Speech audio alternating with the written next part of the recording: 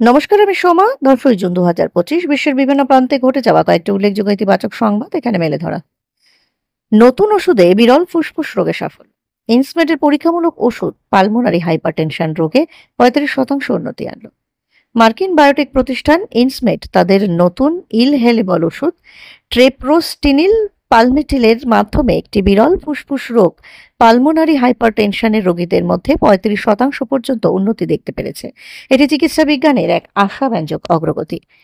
United states এবং চীনের বাণিজ্য আলোচনা ঘিরে আশার আলো।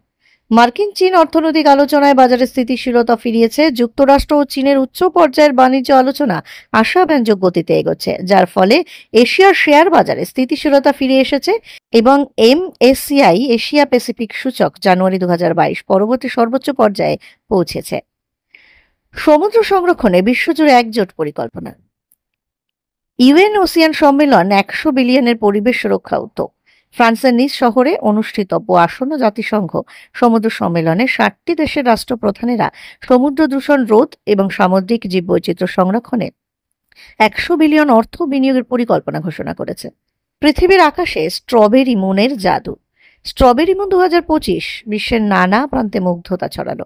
১০ই জুন রাতে পৃথিবীর বিভিন্ন প্রান্তে দেখা গেল স্ট্রবেরি মুন, একটি পূর্ণ চাঁদ যা গোধূলিতে লালচে রং ধারণ করে।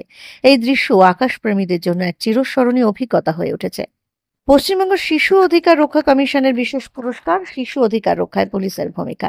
চাইল্ড প্রোটেকশন ডে উপলক্ষে পশ্চিমবঙ্গ শিশু অধিকার রক্ষা কমিশন ৬ পুলিশ কর্মকর্তা ও ৩টি শিশু যত্ন কেন্দ্রকে সম্মানিত করেছে।